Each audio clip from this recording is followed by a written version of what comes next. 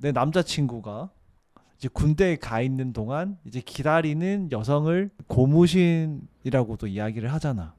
이제 18개월을 기다려줬어요, 여성분이. 그랬는데 남성분이 전역을 한 뒤에 이 여성분을 차버렸다는 거예요. 그러니까 왜냐면 자기를 기다려준 게 부담스럽대. 야, 진짜 쓰레기다. 안녕하세요, 여러분. 엘더입니다. 오늘은 남자 둘이서 한국의 리얼 데이트 문화에 대해 이야기해 보려고 합니다.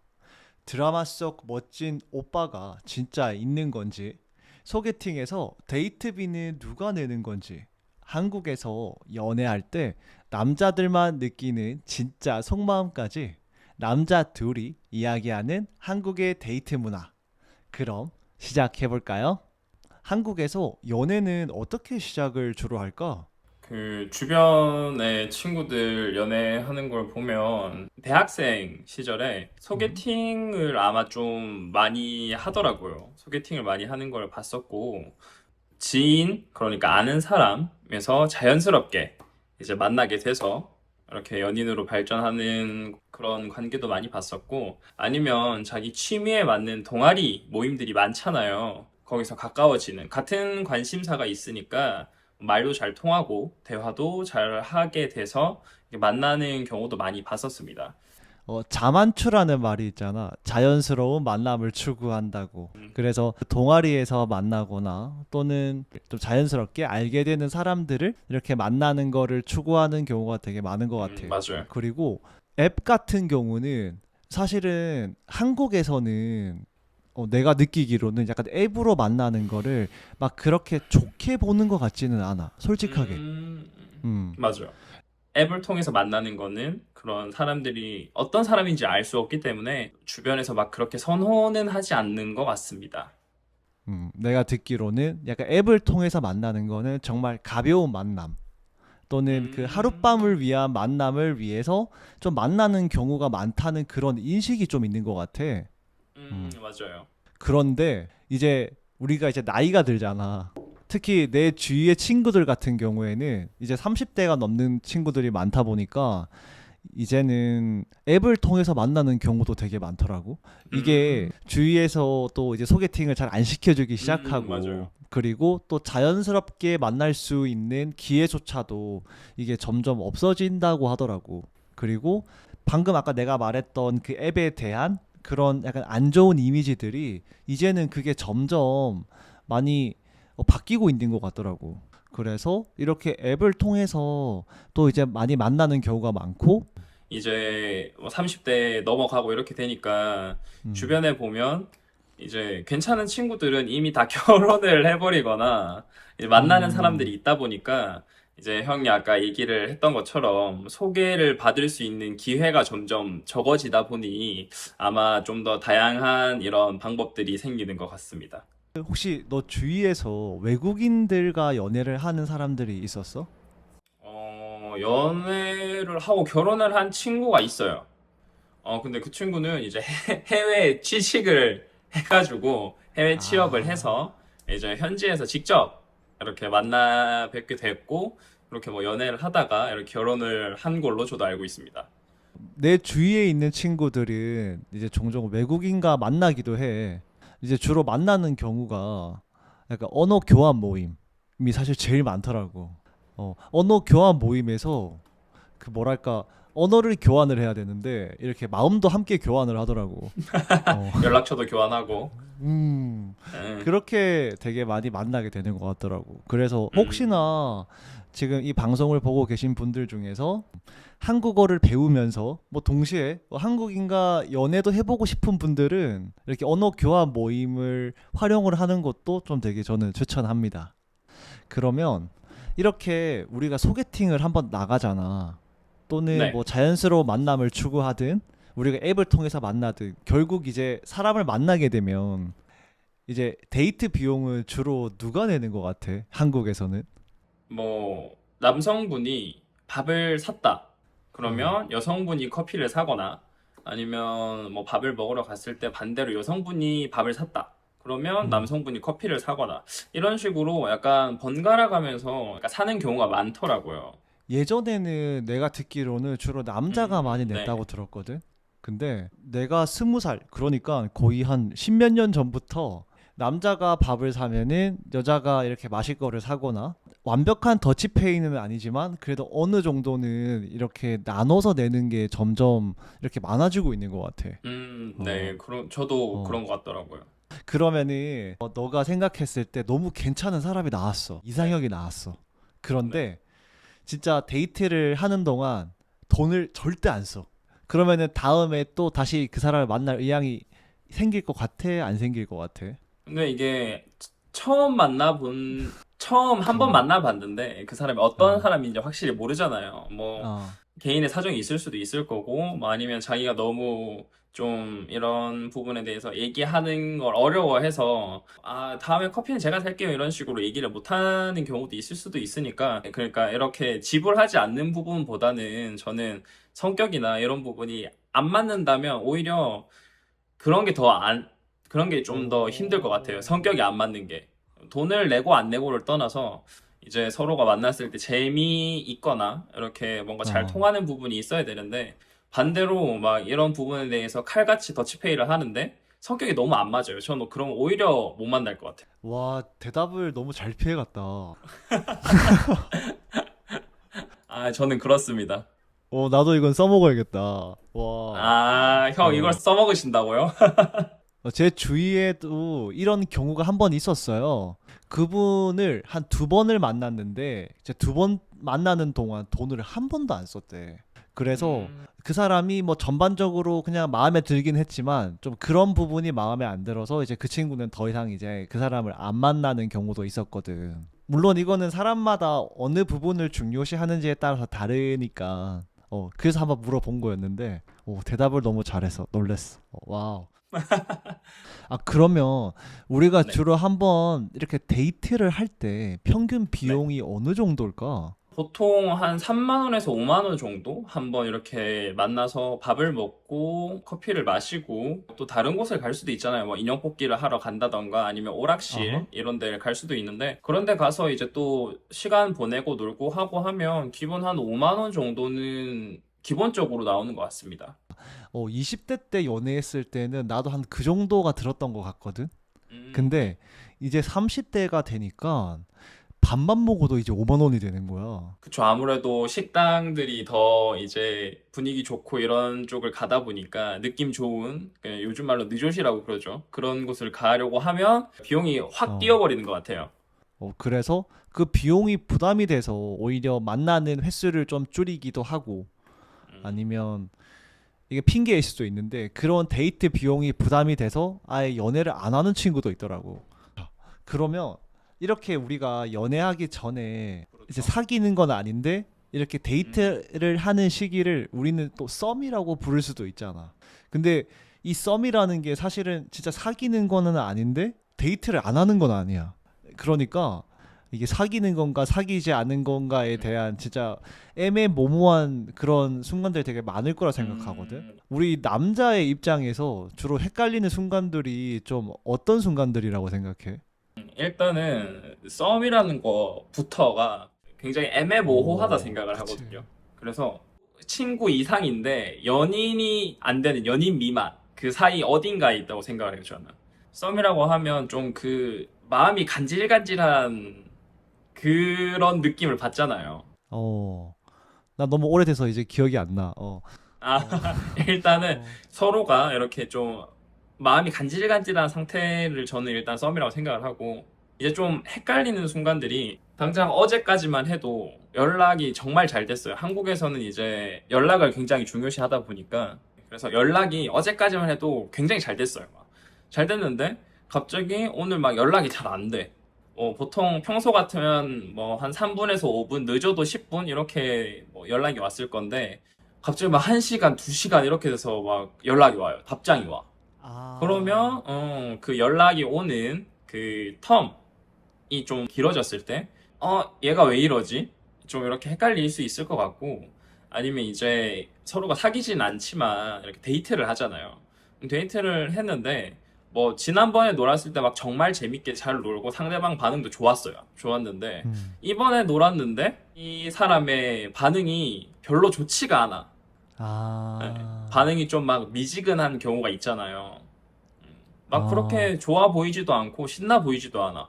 그러면 좀, 아, 얘가 왜 이러지? 갑자기 이제 안 좋아하게 아, 됐나? 이렇게 좀 헷갈릴 것 같아요. 그치. 그럴 때면은 음, 이게 밀당이라고 볼 수도 있지만 밀고 당기기라고 할 음, 수도 있지만 동시에 네. 얘가 다른 남자랑 연락을 해서 이렇게 연락이 안 되는 건가라는 생각을 할 수도 음, 있잖아.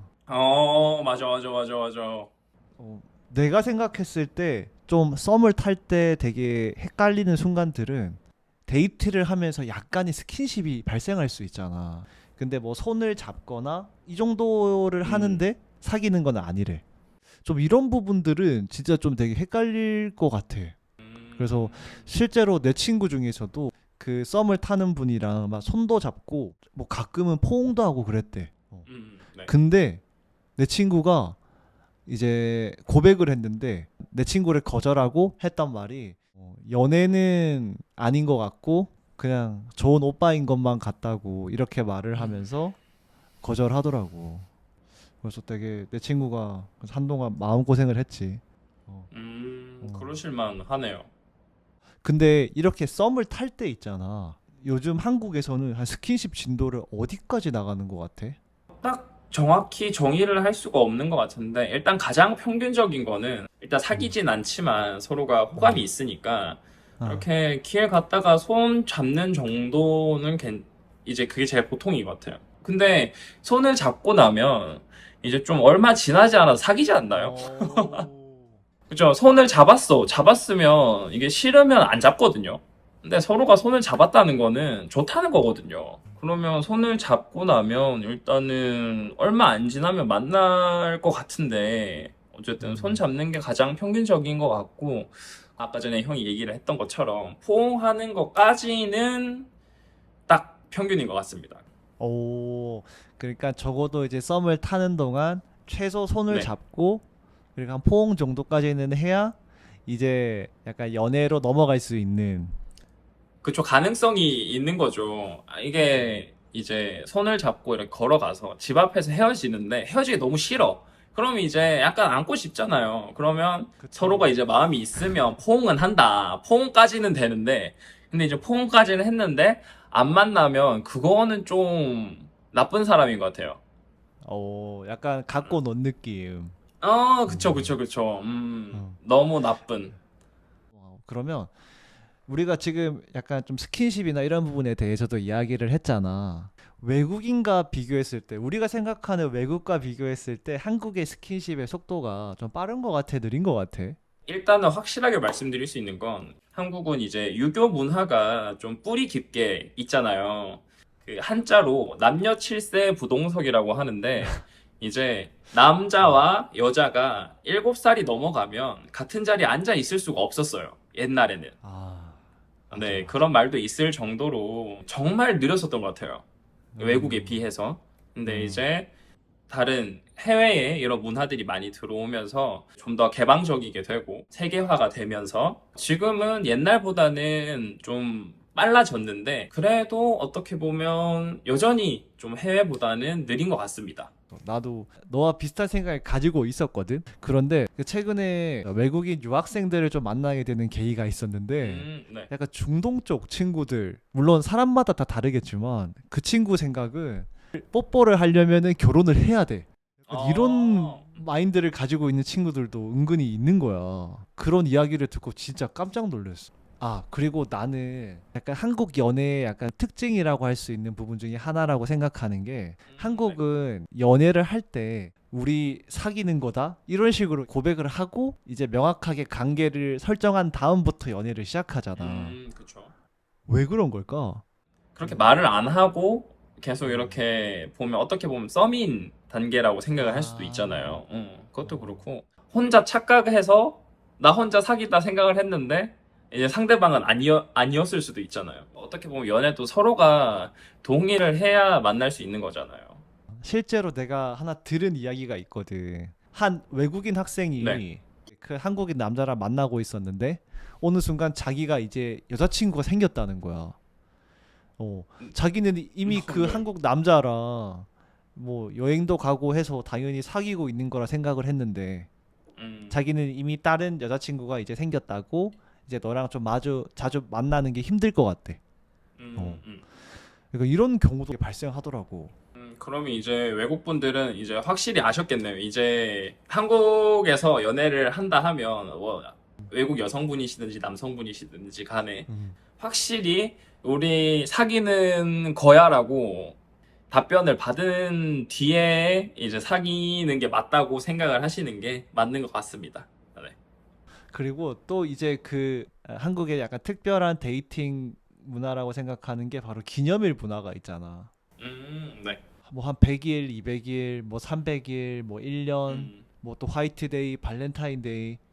그러면은 이런 기념일 문화에 대해서 솔직히 좀 챙기는 게 좀 피곤한 것 같아? 아니면은 좀 로맨틱해서 좋다고 생각해?